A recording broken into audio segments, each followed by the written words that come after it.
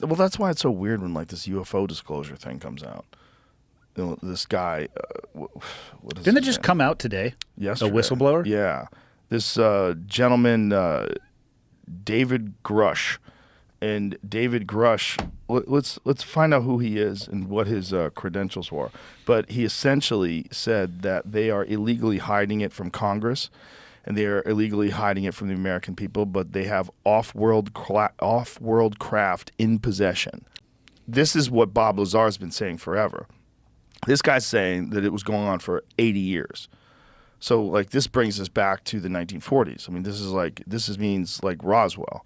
This is what they were talking about when all the people that were at Roswell, that were at the actual crash site and the actual claim they saw bodies, and then there was 2 different aircrafts that were flown in to Roswell, New Mexico, and took the wreckage and flew it in 2 different aircrafts in case one of them crashed, supposedly. And they flew them to Wright-Patterson Air Force Base. This has all been documented. Now, if that was a balloon, it was just a balloon, why would they go through such lengths? And why are there so many people that have so many stories about Roswell? Why are there so many hokey, goofy fucking explanations of what happened, including it was a parachute, and there was human dummies, like crash test dummies that were evolved, there were crash testing things, like...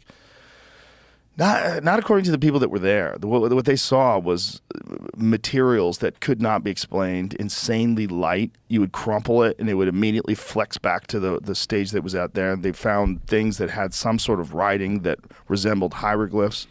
They don't, I mean, these people, they could have all been full of shit. It could have been just some story.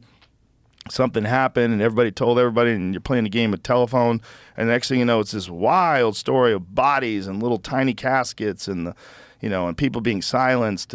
But the problem is the story is very universal.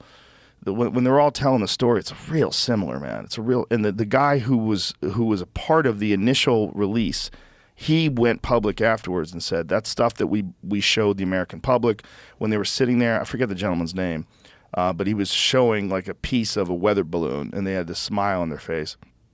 This is one day after I think it was the Roswell Daily Record. They had the front page of the newspaper. The government has recovered a crashed UFO. It's just us. It's wow. What a weird fucking aberration. Well, let's assume it's not us. So Yeah. for a species, I mean, we can look at where we are at. We can make it to kind of the moon before we start fucking up. Mm-hmm. Maybe Elon can get us to Mars, maybe not. But so let's assume that a species that was able to come like check us out is probably more advanced, probably more intelligent. I think they would run for the fucking hills. Why? Because we are idiots. And I think anybody who viewed humanity from a long enough, more objective lens would say maybe we can just leave this trash planet alone for a little bit, and we'll come back after either they have killed themselves again and regrown into something better, or when they come and visit us. Having a clearance, there's 2 things, right? You have to have the clearance, and then you have to have the need to know.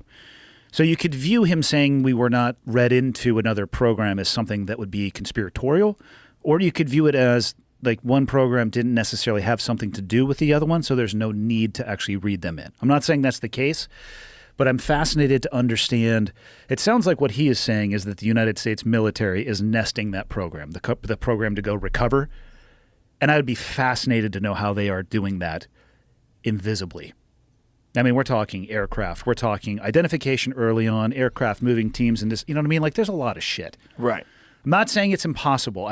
But there are people that are coming forward. So it's not like Sure. they're totally being quiet, which is sort of They're in coming line forward with with a human piece. nature. They're coming forward with a piece of a pie. I'd be Right. fascinated how all the pieces of the pie fed together. What have you seen? Yeah. What have you seen physically with your own eyes? Yeah. What have you touched? What do you know for a fact? And again, I'm not saying he hasn't had those experiences, but I would ask those same questions as well. And it's just from my understanding of how the military will compartmentalize, as all organizations who actually want to keep information, or at least delay the release of information. Compartmentalization is not a novel concept.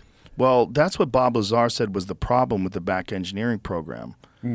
He said that science can't exist like that in a vacuum, and the propulsion experts were not allowed to talk to the metallurgists. The metallurgy experts were not allowed to talk to the biology experts. He said all if they really did have physical bodies, the people that were working on the propulsion system had no knowledge of that. Weren't Yeah. allowed to talk about it.